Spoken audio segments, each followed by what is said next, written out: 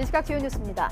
몬테네그로에서 체포된 가상화폐 테라 루나 폭락 사태 핵심 인물인 권도형 테라폼레스 대표를 국내로 송환하기 위한 절차가 시작됐습니다. 뉴욕 검찰의 공소장에는 루나가 폭락하기 1년 전부터 권 씨가 미국 투자회사와 함께 시세 조종을 공모한 정황이 드러났습니다. 연일 도발을 이어가고 있는 북한이 핵 무인 수중 공격정을 이용한 수중 폭발 시험과 전략 순항미사일의 모의 핵탄두 폭발 시험을 진행했다고 밝혔습니다. 서해 수호의 날 기념식에 참석한 윤석열 대통령은 북한의 무모한 도발에 대해 반드시 대가를 치르게 하겠다고 말했습니다.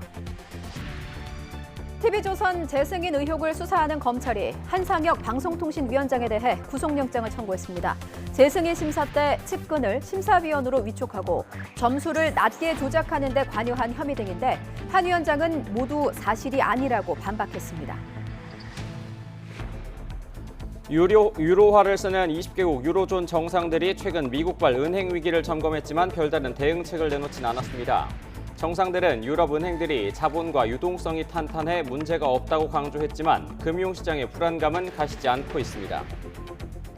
축구대표팀이 클린스만 감독 취임 이후 첫 경기에서 남미의 강호 콜롬비아와 아쉽게 비겼습니다. 주장 손흥민 선수가 2골을 터뜨리면서 클린스만포 공격 축구의 중심에 섰습니다.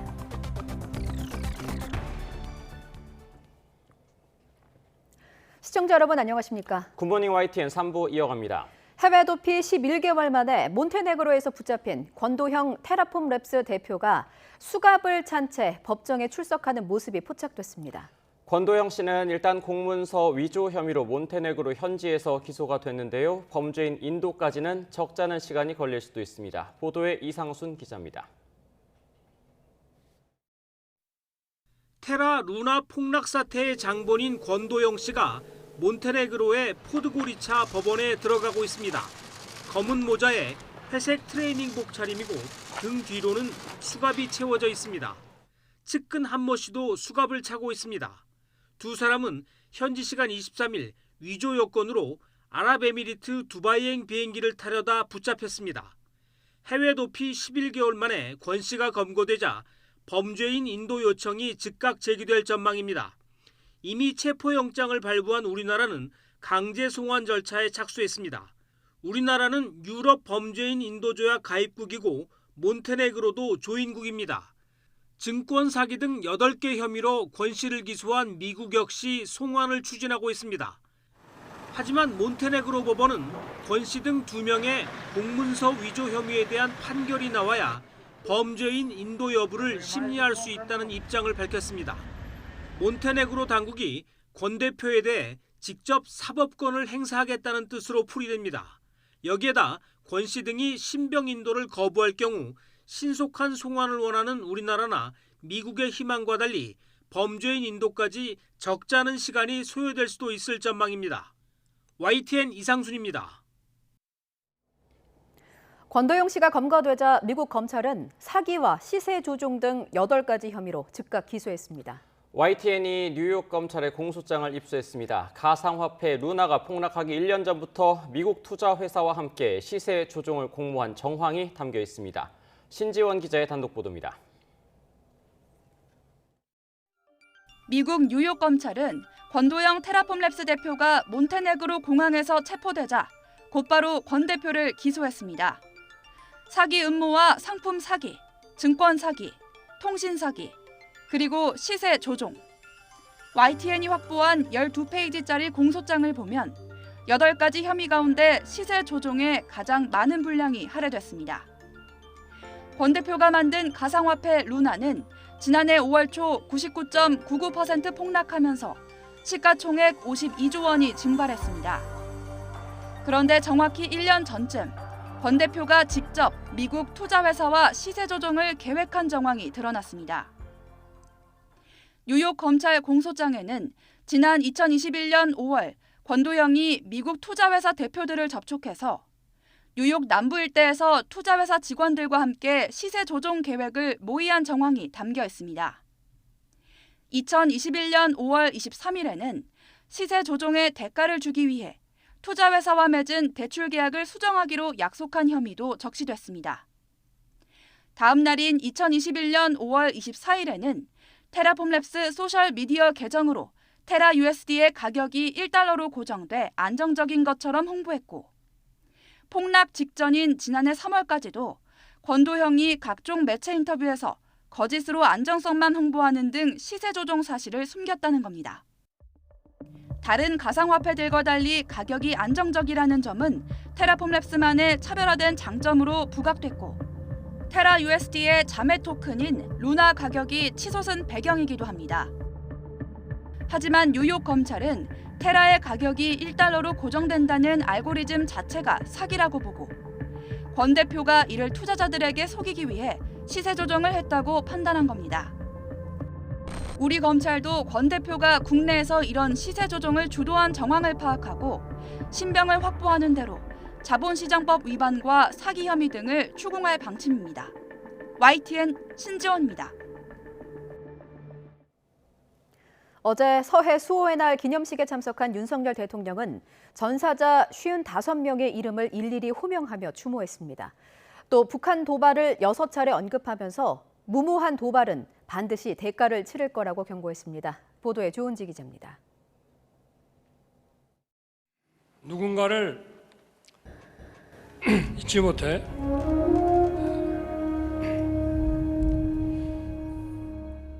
감정을 추스리기 힘든 듯 고개 숙여 목을 가다듬기를 26초. 윤석열 대통령은 취임 이후 처음 맞은 서해 수호의 날, 제2연평해전과 천안함 피격 등으로 숨진 55명 이름을 차례차례 불렀습니다.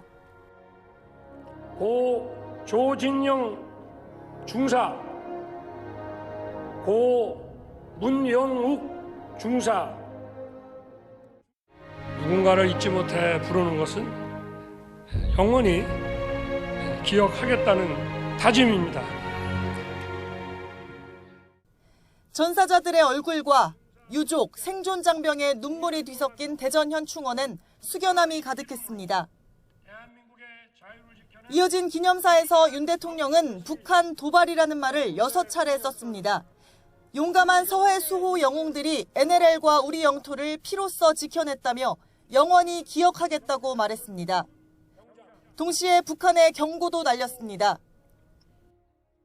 조국을 위해 희생하고 헌신한 분들을 기억하고 예우하지 않는다면 국가라고 할 수 없습니다.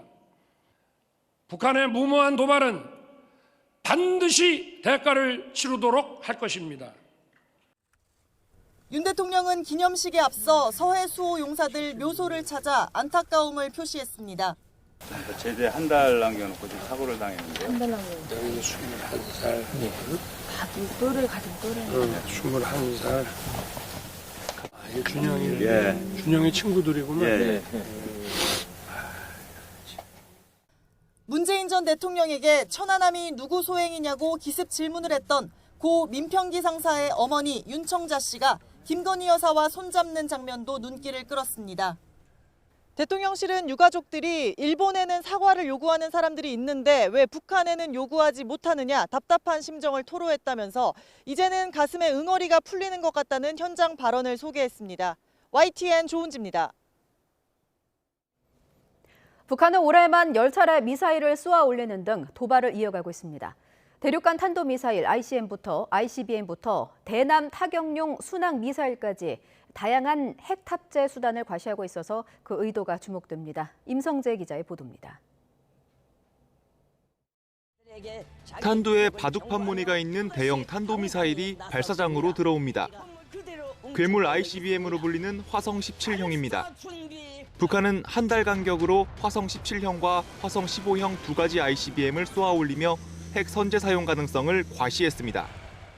우리의 핵무력은 결코 광고하기 위해 존재하는 것이 아니다. 전략적 기도에 따라 임의의 시각에 선제적으로 사용할 수 있는 것이다. 북한이 올해 들어 발사한 미사일 가운데 핵 탑재 가능성을 시사한 건 ICBM뿐만이 아닙니다. 초대형 방사포 KN-25와 변칙 기동으로 요격이 어려운 북한판 이스칸데르 KN-23에도 전술핵 탑재가 가능하다고 주장했습니다. 기술적으로 달성 가능했는지 의문이 됨에도 불구하고 이렇게 주장을 하는 것은 가장 많이 양산되고 가장 멀리 정확히 때릴 수 있는 무기 체계들이기 때문에 대한민국의 공포를 높이기 위한. 여기에 기존 잠수함 발사 탄도미사일 SLBM에 이어 순항미사일을 탑재한 SLCM까지 공개하며 다양한 핵 투발 수단을 과시했습니다. 어제 공개한 핵무인 수중 공격정과 전략 순항미사일 공중 폭발 시험도 같은 맥락으로 읽힙니다. 육해공을 가리지 않는 핵전력 과시로 선제 원점 타격인 킬체인 등 한미 방어망을 무력화할 수 있다는 능력을 보여주려는 겁니다. 핵은 핵으로 정면 대결은 정면 대결을 하는 의지를 계속 발산함으로써 한반도 문제의 주도권 과시와 유일영도 체계의 강화 및 내부 체제 결속 의도가 있는 것으로 분석합니다. 관건은 북한의 주장대로 실제 핵탄두를 미사일에 탑재할 수 있는지 여부인데 군은 소형화 기술 등이 상당 수준 진전됐을 것으로 평가하고 있습니다. 소형화 기술은 상당한 수준으로 이렇게 진전돼 있을 거라고 평가하지만 무기 체계에 탑재 가능하다라고는 아직은 그렇게까지 보고 있지 않지만은 그 가능성에 대해서는 한미가 분석을 하고 있습니다. 연이은 도발과 함께 다음 달 군사정찰 위성 발사, 정상각도 ICBM 발사 등이 예상되면서 7차 핵실험도 정해진 수순이란 전망이 나오고 있습니다. YTN 임성재입니다. 미국 국방부는 북한이 수중 드론 형태의 핵 어뢰 폭발 시험을 진행했다고 공개한 것과 관련해 불안정을 초래하는 북한의 어떠한 활동에 대해서도 우려하고 있다고 말했습니다. 패트릭 라이더 국방부 대변인은 브리핑에서 북한의 수중 핵 어뢰 폭발 시험에 대한 입장을 묻자 북한이 보도자료를 낸 것은 알고 있지만 추가로 제공할 정보는 없다며 이같이 말했습니다. 그러면서 일반론적으로 말하면 우리는 불안정을 초래하는 북한의 모든 활동을 관찰하면서 우려하고 있다며 북한의 도발을 억제하고 지역의 안보와 안정을 유지하기 위해 동맹, 파트너 국가와 긴밀히 협의할 것이라고 밝혔습니다. 한미 공군이 연합 야외 기동 훈련 전사의 방패 일환으로 실사격 훈련을 펼쳤습니다. 공군은 지난 20일부터 닷새 동안 미 7공군 제51 전투비행단과 서해 해상사격장에서 공대공 실사격과 공대지 폭격 훈련을 진행했다고 밝혔습니다. 이번 훈련에는 우리 공군 F-35A, F-15K, KF-16, F-16, F-4E 전투기와 미 측 A-10 공격기가 참가했습니다. 훈련은 공대공 공대지 미사일, 공대지 폭탄으로 실사격하며 핵심 표적에 대한 연합공군의 정밀 타격 능력을 확인하고 적의 핵 미사일을 선제 타격하는 킬체인 능력을 확인하는 데 중점을 두고 진행됐습니다. 정부의 일제 강제징용 해법과 근로시간 개편안을 둘러싼 논란이 좀처럼 가라앉지 않고 있는데요. 당정 일체를 강조하면서 닻을 올린 국민의힘 김기현 후의 지지율에도 덩달아 경고등이 켜졌습니다. 김 대표는 민생 챙기기로 반등을 꾀하고 있는데요. 가시적인 성과로 이어질지 주목됩니다. 강진원 기자입니다. 국민의힘 김기현 대표가 취임 이후 처음으로 찾은 민생 현장은 빚이나 신용 문제로 어려움을 겪는 사람들에게 대출 상담 등을 해주는 기관이었습니다. 금융 취약계층 지원을 확대하겠다는 의지를 부각한 행보였습니다. 급전조차 구할 수 없이 피가 마르는 그런 상황이 지속되는 분들이 참 많이 계십니다. 서민 금융에 대한 대책을 꼭 세워야 할 때가 아닌가. 새 지도부 출범 이후 구성된 당내 첫 특위의 방점도 민생 문제 해결에 찍혔습니다. 선출직 최고위원인 조수진 의원을 책임자로 앉혀 힘을 실어주면서 가스비와 전기료 등 국민 생활에 영향을 주는 사안을 분야를 가리지 않고 챙기도록 했습니다. 가칭 민생희망 특위는 단순하게 한두 번의 보여주기식 행보가 아니라 구체적으로 성과를 만들어내는. 이렇게 집권 여당 대표가 연일 민생을 강조하는 건 어찌 보면 당연한 얘기일 수도 있습니다. 하지만 취임 직후부터 강하게 드라이브를 거는 데는 최근 여당의 지지율 하락세가 영향을 끼쳤을 거란 분석이 적지 않습니다. 실제로 리얼미터의 정례 여론조사 결과를 보면 3월 첫째 주 44%를 넘었던 국민의힘 지지율은 셋째 주엔 37%로 떨어졌습니다. 불과 2주 만에 7%포인트 넘게 빠졌습니다. 한국갤럽의 여론조사 결과도 수치는 다르지만 비슷한 흐름을 보였습니다. 전당대회 같은 정치적 이벤트 직후 해당 정당이나 정치인의 지지율이 상승하는 컨벤션 효과가 나타나지 않은 겁니다. 정부의 일제 강제징용 해법과 주 69시간 근로제 논란 등에 대한 비판적 여론, 그리고 야당의 파상 공세가 지지율을 끌어내린 주요 요인으로 꼽힙니다. 정부 여당에게 촉구합니다. 일본 퍼주기, 노동자 쥐어짜기가 아니고 다급한 민생 경제를 지키는 데 관심을 가져주기 바랍니다. 한마디로 전당대회 기간 김기현 대표가 원활한 당정 관계를 내세운 만큼 당선 이후 정부발 악재도 고스란히 떠안고 있다는 얘기입니다. 그래서 당 안팎에선 김 대표의 민생 우선 여론전이 앞으로 더 속도를 낼 거란 관측을 내놓고 있습니다. 단순히 정부와 소통하고 또 뒷받침하는 역할에 그치지 않고 당정의 지지율을 함께 끌어올리는 선봉에 설 거라는 건데, 이는 여야 모두 사활을 건 총선 승리의 전략과도 맥이 닿아 있습니다. YTN 강준원입니다. 윤석열 대통령이 국민의힘 지도부와 대통령실, 고용노동부가 MZ세대 노동조합과 개최한 간담회에 직접 전화해서 노사 법치를 강조했습니다. 윤 대통령은 어제 서울 종로구의 한 치킨집에서 열린 국민의힘 김병민 최고위원 등과 새로 고침 노동자협의회의 비공개 간담회 중간에 직접 연락해서 참석자들과 10분가량 스피커폰으로 대화를 나눴습니다. 통화 당시 윤 대통령은 노동자들이 겪고 있는 근로 현실 문제를 언급하면서 법과 제도를 제대로 만드는 노사 법치가 중요하다고 강조한 것으로 전해졌습니다. 또 애로사항과 희망사항들을 얘기해주면 꼼꼼하게 정책 설계에서부터 잘 반영할 수 있게 하겠다고 말하기도 했습니다. 검찰이 대장동 성남FC 의혹으로 이재명 대표를 재판에 넘기면서 더불어민주당의 내홍 재점화하는 분위기입니다.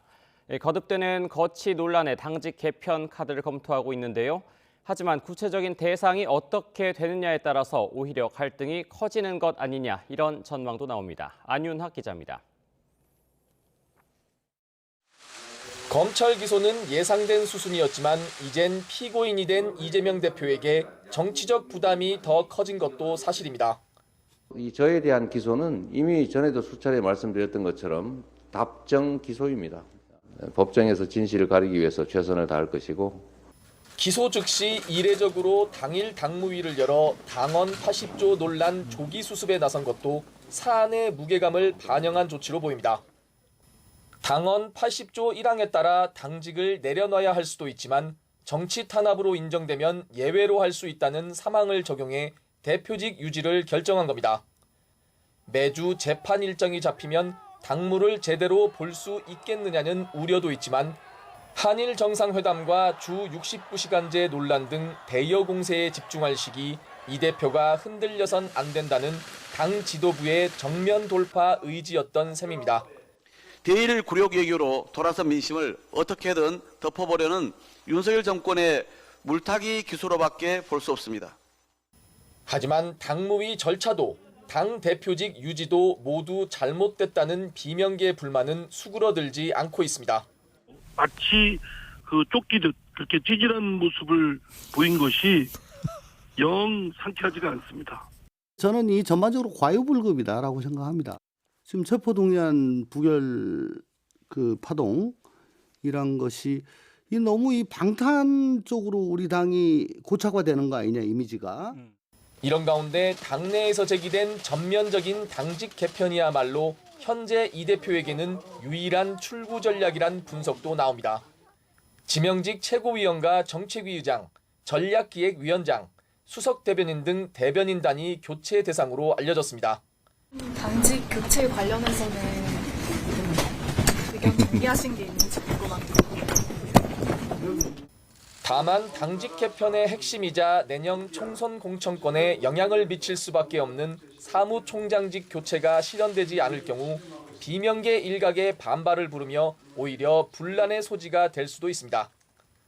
당무위 속전속결 전략과 당직 개편 카드가 리더십 위기에 몰리고 있는 이재명 대표에게 어떤 결과를 낳을지 당 안팎에 관심이 쏠리고 있습니다. YTN 안윤학입니다. 더불어민주당 이재명 대표는 지지자들에게 미워도 식구라고 말하면서 비이재명기에 대한 공격을 자제할 것을 당부했습니다. 이재명 대표는 어제 울산에서 열린 국민보고회에서 우리 안의 차이가 있어도 이겨내야 할 상대와의 차이만큼 크진 않다면서 이같이 말했습니다. 이어 이간질을 정말 조심해야 한다면서 섭섭해도 손 꼭 잡고 반드시 꼭 이겨내자고 호소했습니다. 이 대표의 발언은 비이재명계를 겨냥한 문자 폭탄 등 지지자들의 내부 공격을 자제해달라고 요청한 것으로 풀이됩니다. 한일 정상회담 이후 당국 간 안보, 경제 현안에 대한 후속 논의와 조치가 이어지고 있습니다. 하지만 일본은 우리의 화이트국 복귀 등에 소극적이어서 새로운 갈등으로 커질 가능성이 있어 보입니다. 도쿄에서 김세호 특파원입니다. 한일 정상회담 이후 한일 당국 간 후속 조치가 이어지고 있습니다.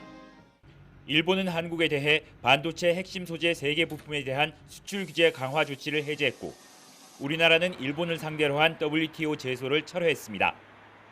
또 인적 교류 회복을 위한 항공편 확장, 공급망 확대를 위한 협력도 이어가기로 했습니다. 연간 청소년 1만 명, 국민 1천만 명 교류 달성을 뒷받침하기 위해 양국 간 항공편 증편 작업에 조속히 착수하겠습니다. 안보 분야에서는 한일 정보 보호 협정 지소미아 정상화를 공식화한 데 이어 통일부 장관도 18년 만에 일본을 찾아 한반도 대북 정책 공조를 위한 협의체 구성을 외무성 등에 제안했습니다. 차관급의 고위급 대화와 또 정세를 다루는 담당 실무 책임자들 간에 이 정례적인 협의체를 구성하자라는 제안을 했고 하야시 회장도 잘 검토하겠다고 얘기를 했습니다. 하지만 일본은 우리의 조치들을 환영한다면서도 정작 한국의 화이트국 복귀에는 여전히 머뭇거리고 있습니다. 오히려 우리 정부의 WTO 제소 철회에는 자국 조치의 정당성을 인정했다는 식으로 말합니다. 国際的な枠組みに基づく輸出管理をしっかり適切に実施してきています。韓国側がこれを認める方向で見直しを行うことについては歓迎したいと考えます。 여기에 일본이 다음 주 교과서 검증 발표에서 독도 영유권 등 기존의 역사 인식을 고집할 경우 다시금 갈등이 불거질 수도 있습니다. 한일 정상회담 이후 한일 당국 간 후속 조치가 추진력을 얻으려면 지금보다 더욱 적극적인 일본의 호응 조치가 뒷받침돼야 한다는 지적이 나옵니다. 도쿄에서 YTN 김세호입니다. 제로 코로나 정책 폐지 이후 중국의 경제 발전 방향을 논의하는 고위급 포럼이 오늘부터 베이징에서 열립니다.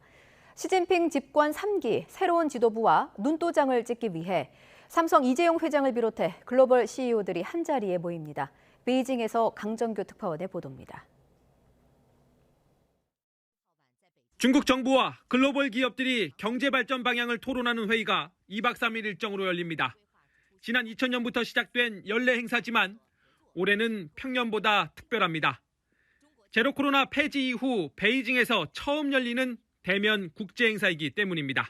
这是自2020年新冠疫情发生后我们第一次恢复线下举办论坛年会。年会主题为经济复苏、机遇与合作。 허리펑 상무부총리의 개막 연설에 이어 폐막식 땐 리창 총리가 토론에 나설 예정입니다. 새로 꾸려진 시진핑 집권 3기 지도부와 눈도장을 찍기 위해 글로벌 CEO들도 대거 참석합니다.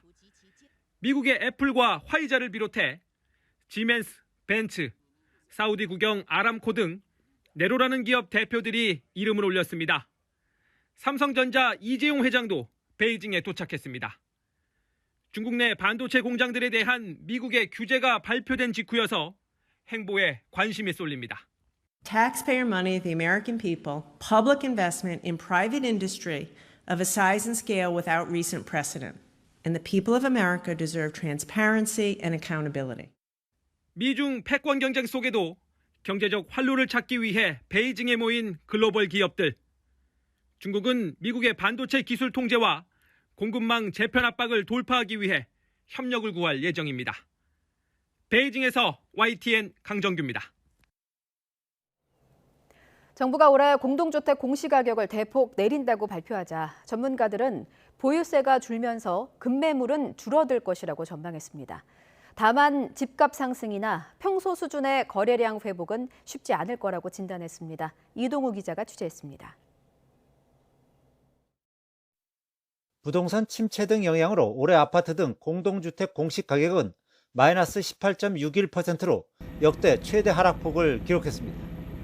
이에 따라 보유세 부담이 2020년 수준보다도 낮아집니다. 서울 강남구 레미안 대치팰리스 전용면적 84제곱미터는 보유세가 절반 가까이 줄어듭니다. 서초구 반포자의 같은 면적은 36%나 낮아집니다.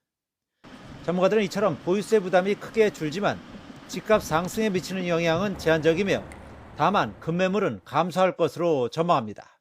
고금리의 집값 하락 기대 심리가 여전해서 집값 불안을 자극할 가능성은 낮고요. 다만 기존 주택 보유자 입장에서 세 부담이 줄어드는 만큼 급히 팔려는 매물이 다소 줄어들 가능성은 있습니다. 또 주택 거래량 회복에 미치는 영향도 제한적일 것으로 내다봤습니다. 주택 가격이 소득이나 물가에 비해서 여전히 높고 역전세난이나 경기 침체, 글로벌 금융 불안 영향으로 주택 거래가 평소 수준을 회복하기가 쉽지 않습니다. 당분간 조정이 이어질 전망입니다. 보유세 부담 때문에 매입을 꺼리던 무주택자나 갈아타기를 노리는 1주택자 등 실수요층의 시장 진입 장벽을 낮췄다는 평가도 나옵니다. 특히 고가주택의 세부담이 경감되면서 강남권의 이른바 똘똘한 한 채나 수도권 상급지 위주의 갈아타기 수요가 촉진될 수 있다는 전망입니다. 고가주택이 몰려있는 서울, 경기, 인천 지역 주택시장을 중심으로 절세 효과와 구매 욕구가 커지면서 수도권의 아파트 매입 수요 증가 및 가격 하락폭 둔화가 예상됩니다. 이런 가운데 서울 아파트 매매가는 6주 연속, 전세가는 9주 연속 하락폭을 줄이고 있습니다. YTN 이동호입니다. 유로화를 쓰는 20개국 유로존 정상들이 만났습니다. 최근 은행 위기에 따른 파장을 점검했는데요. 별다른 대응책이 나오진 않았습니다. 정상들은 유럽의 은행들은 자본과 유동성이 탄탄해서 문제가 없다고 강조했습니다. 김태현 기자입니다. 유로존 정상들은 실리콘밸리 은행과 크레디트 스위스 사태가 불러온 은행 위기의 여파를 살폈습니다. 정상들은 성명을 통해 높은 인플레이션과 에너지 가격에도 불구하고 올해 우리 경제는 예상보다 더 건강하다고 밝혔습니다. 각국 은행들의 자본과 유동성이 탄탄해 문제가 없을 것이라고 입을 모았습니다. I'm absolutely confident about the stability and the robustness of the Greek banks. That we have created the buffers, have installed all the measures to control the banking sector gives us at this moment satisfies us in terms of that we have done everything to make sure that our European banks stay stable.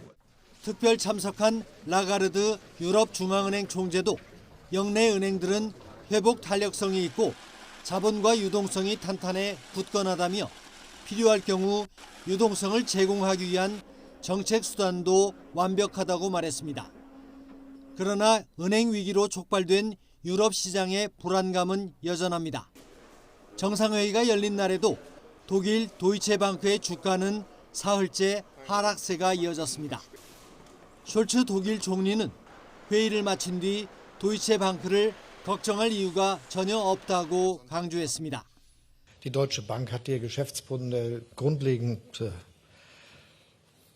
modernisiert und neu organisiert und ist eine sehr profitable Bank. Es gibt keinen Anlass, sich irgendwelche Gedanken zu machen.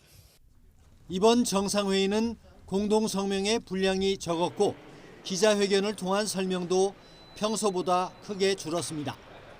고조되는 위기 속에 정상들이 만나긴 했지만 뾰족한 대응책을 내지 못했다는 평가가 나오는 이유입니다. YTN 김태현입니다. 프랑스 정부가 공무원들이 사용하는 업무용 스마트폰에서 중국 동영상 공유 플랫폼인 틱톡의 사용을 금지하기로 했습니다. 스타니슬라스 게리니 공공서비스부 장관은 정부와 공무원의 사이버 보안을 보장하기 위한 결정이라면서 이같이 밝혔습니다. 게리니 장관은 틱톡과 같은 오락용 애플리케이션은 정부 자산에서 사용할 정도로 보안 수준이나 데이터 보호가 충분하지 않다고 지적했습니다. 그러면서 지난 몇 주 사이 프랑스와 협력하는 나라들에서 틱톡을 내려받는 걸 제한하거나 금지하는 조치가 내려졌다고 덧붙였습니다. 중국은 틱톡 사용자의 정보 유출 의혹에 대해서 미국이 어떤 증거도 제시하지 못하면서 유죄 추정과 억지 탄압을 거듭하고 있다고 비난했습니다. 마오닝 중국 외교부 대변인은 정례 브리핑에서 중국 정부는 데이터의 프라이버시와 보안을 매우 중시하고 법에 따라 보호한다면서 이같이 반박했습니다. 이어 현지 법을 위반하며 개인이나 기업에 자료를 수집하거나 제공하라고 요구한 적이 없고 요구할 수도 없다고 항변했습니다. 앞서 미국 하원은 청문회에서 틱톡 추쇼우즈 CEO를 불러 사용자 정보가 중국 정부로 유출될 수 있다고 강하게 몰아붙였습니다. 헌법재판소가 검수완박법에 대해서 내린 결론은 입법 절차에 문제가 있긴 했지만 법을 무효로까지 할 수 없다는 겁니다. 근소한 차이로 재판관의 의견이 갈렸는데 헌재의 어중간한 결론은 검수완박 논란의 종지부는커녕 후폭풍을 낳고 있습니다. 김다연 기자가 보도합니다. 이른바 검수완박 권한쟁의 심판 사건에서 재판관 5명은 입법 과정에서 국민의힘 의원들의 법안 심의 표결권이 침해됐다고 판단했습니다. 하지만 찬성표가 그대로 이어지지는 않았습니다. 5명 가운데 4명은 법을 무효로 해야 한다는데도 의견을 모았습니다. 법 자체가 국민의 기본권에 영향을 미칠 정도로 중요하고 위헌적 입법 행위가 확인됐는데 후속 법이 만들어질 때까지 마냥 기다릴 수 없다는 취지입니다. 발을 뺀 건 이미선 재판관이었습니다. 이미선 재판관은 권한 침해로 야기된 위헌 위법 상태는 국회가 바로잡는 게 바람직하다는 전제를 내걸었습니다. 당시 국민의힘 의원들의 입법 참여 기회가 전면적으로 차단됐다고까지 볼 수 없어서 헌재까지 나설 필요는 없다는 의미입니다. 의회주의 이념에 입각한 국회 기능이 형해화될 정도의 중대한 헌법 위반이 있었다고 보기는 어렵습니다. 법무부와 검찰이 청구한 사건도 의견이 팽팽히 갈렸는데 운명을 가른 건 단 한 표였습니다. 재판관 4명은 법무부와 검찰의 주장이 타당하다고 봤지만 나머지 5명이 수사권은 헌법이 아닌 국회가 얼마든지 손볼 수 있는 법률상 권한이라 심판 청구 자체가 부적합하다고 결론 지은 겁니다. 5대4라는 어중간한 판결에 재판관의 정치 성향까지 거론되는데 실제로 진보로 분류되는 유남석 헌재소장과 이석태, 김기영, 문형배 재판관은 청구인의 어떠한 주장도 받아들이지 않았습니다. 변호사 단체도 의견이 분분합니다. 보수 성향 변호사 단체는 앞뒤가 맞지 않는 모순된 결정이라며 비판했고 진보 성향 단체는 민주주의 원리에 비춰보면 당연한 귀결이라며 환영의 뜻을 밝혔습니다. 검찰 내부에서도 일부 용기 있는 판단에 대해 감사하게 생각하지만 법조인으로서 양심보다는 전직 대통령이자 임명권자를 고려한 결정을 내린 재판관도 있는 것 같다는 볼멘 소리가 나왔습니다. 윤석열 대통령이 임명한 새 재판관으로 교체된 뒤 다시 심판을 구하면 검찰이 유리한 결론을 얻을 거란 관측도 나오지만 원칙적으로는 같은 사안으로 권한쟁의 심판을 재청구할 수 없고 이미 시효도 지난 상황입니다. 법무부의 시행령 개정으로 검수완박법이 유지돼도 사실상 수사에는 큰 타격이 없지만 한동훈 장관에 대한 탄핵 검토 필요성까지 제기되는 등 정치권을 중심으로 후폭풍이 이어지는 모습입니다. YTN 김다연입니다. 쌍방울에서 뇌물과 불법 정치자금을 건네받은 혐의로 재판에 넘겨진 이화영 전 경기도 평화부지사가 쌍방울 관계자들에게 허위 진술을 강요했다는 주장이 제기됐습니다. 방용철 쌍방울그룹 부회장은 어제 이 전 부지사의 공판에 증인으로 나와 이 전 부지사가 재판 도중 쪽지를 건네며 허위 진술을 구체적으로 지시했다고 주장했습니다. 방 부회장은 안부수 아태협 회장과 김성태 전 쌍방울 회장이 알고 지낸 기간 등에 대한 진술을 구체적으로 지시하는 내용이 쪽지에 적혀 있었고 김 전 회장에게도 전달한 내용이니 잘 기억하라는 말이 쓰여 있었다고 강조했습니다. 이에 대해서 검찰이 이 전 부지사가 아닌 지인에게 쌍방울 법인카드를 줬다는 내용 역시 지어낸 것이냐고 묻자 방 부회장은 이 전 부지사 측이 부탁해서 그렇게 진술하기로 했던 것이라고 답하기도 했습니다. 검찰이 TV조선 재승인 의혹과 관련해 한상혁 방송통신위원장에 대한 구속영장을 청구했습니다. 서울 북부지방검찰청은 위계 공무집행 방해 등의 혐의로 한 위원장에 대한 구속영장을 청구했습니다. 검찰은 지난 2020년 종편 재승인 심사 때 방통위 수장인 한 위원장이 측근을 심사위원으로 위촉하고 TV조선의 점수를 낮게 조작하는 데 관여했다고 의심하고 있습니다. 한 위원장에 대한 구속 전 피의자 신문은 오는 29일 오후 2시 서울 북부지방법원에서 진행됩니다. 한상혁 방송통신위원장은 어제 자신의 SNS에 올린 글에서 앞으로 진행될 사법 절차에 성실히 임하겠다면서 자신에게 제기된 의혹들에 대해 반박했습니다. 특히 지난 2020년 종편 재승인 심사 때 상임위원 간담회 등의 절차를 무시하고 측근을 심사위원으로 뽑았다는 의혹에 대해 상임위원들에게는 개별적으로 알렸고 간담회 등이 필수 절차는 아니라고 주장했습니다.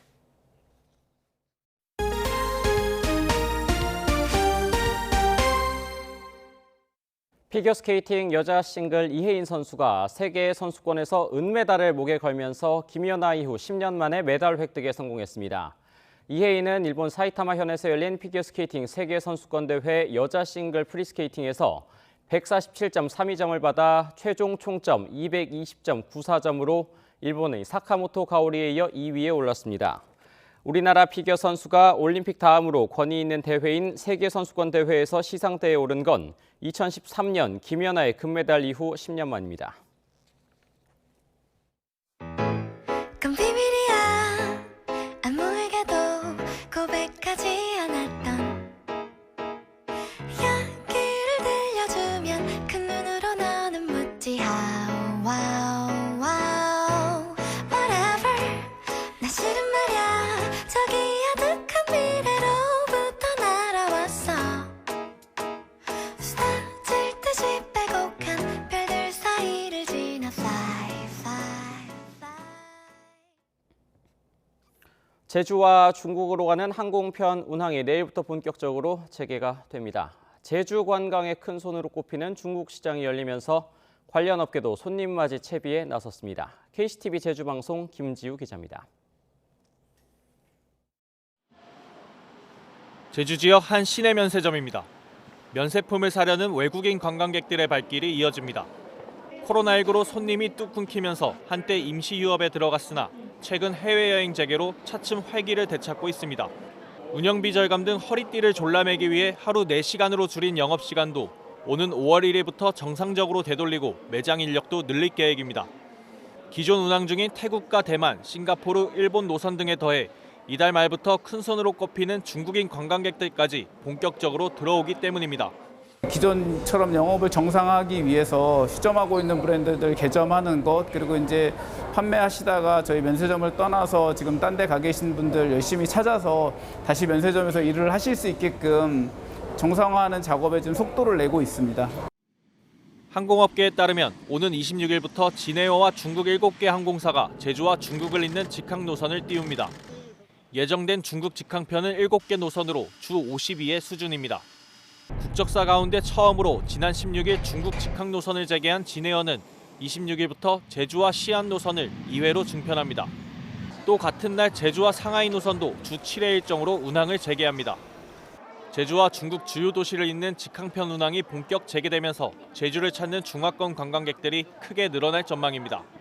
특히 2,600만 명 인구로 중국에서도 가장 구매력이 큰 상하이 노선에만 주 35회의 항공편이 투입되면서 제주 관광시장이 활기를 띨 것으로 보입니다. 코로나 이전에 18개 중국 직항 노선 회복을 목표로 추진하고 있습니다. 주요 도시 관광 설명회와 이벤트, 여행업계 제주 팬투어 유치 등 프로모션을 진행하고 있습니다. 코로나19 이전인 지난 2019년 제주를 찾은 외국인 관광객 가운데 중국인은 60% 이상을 차지했습니다. 다만 중국 정부가 한국행 단체 관광을 허용하지 않으면서 당분간은 개별 여행객에 의존해야 되는 상황입니다. KCTV 뉴스 김지우입니다. 공무원은 공적인 목적 외의 기관에 겸직을 할 수 없습니다. 그런데 매년 수억 원의 보조금을 받고 있는 영리단체에 현직 공무원이 이사로 등재돼 있어 논란이 일고 있습니다. 헬로티비 뉴스 김남호 기자입니다. 남원적 문화제를 배경으로 문화 공연이 열립니다. 이 같은 문화 공연은 유한회사로 등록된 한 영리단체가 지난 2020년부터 매년 진행하고 있습니다. 이 단체는 이 같은 공연을 위해 올해까지 국비와 지방비를 포함해 21억여 원의 예산을 지원받고 있는 것으로 파악됐습니다. 그런데 이 단체 이사 가운데 한 명이 남원시장에서 근무하고 있는 현직 공무원인 것으로 확인됐습니다.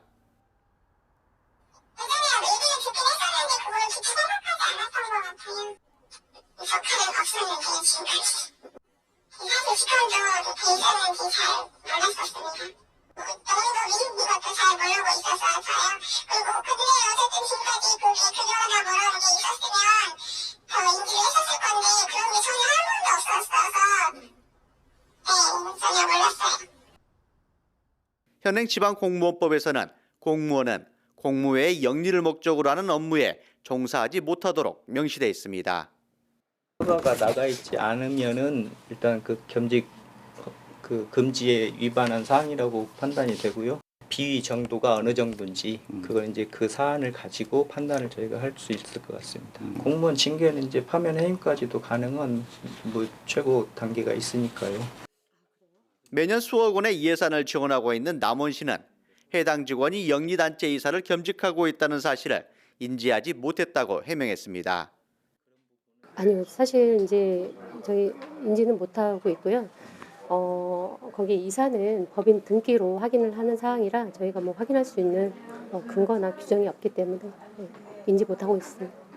공무원은 영리법인의 겸직을 할 수가 없고요. 만약에 그런다라고 하면 검토는 좀 구체적으로 해봐야 될 것 같긴 한데 그것을 이제 한번 확인을 해봐야 될 상황이고요. 영리단체 이사로 등재돼 있지만 임금이나 대가를 받지 않았다고 해명하는 남원시 공무원. 하지만 수십억 원의 예산이 집행되고 있는 지원사업 보조금 지급 단체에 대한 지자체의 관리가 허술하게 이루어지고 있다는 지적은 피할 수 없게 됐습니다. 헬로티비 뉴스 김나옵니다. 올해는 1990년대 홍콩 느와르 영화의 상징 장국영 배우가 세상을 떠난 지 20년이 되는 해입니다. 영원한 봄 장국영 배우를 추모하며 그의 대표작인 패왕별이와 해피투게더가 관객들과 만납니다. 홍상희 기자입니다.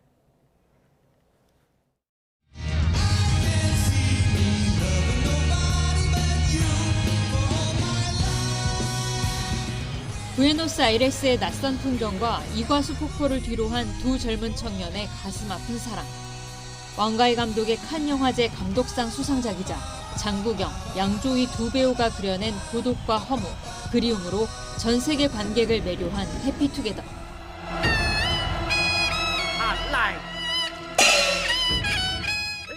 두 경극 배우의 우정과 사랑, 1937년 중일전쟁부터 문화대혁명까지 역사적 격동기 속 굴곡진 인생을 펼쳐내며 장국영 배우는 영화 패왕별이에 자신의 혼과 열정을 담아냈습니다.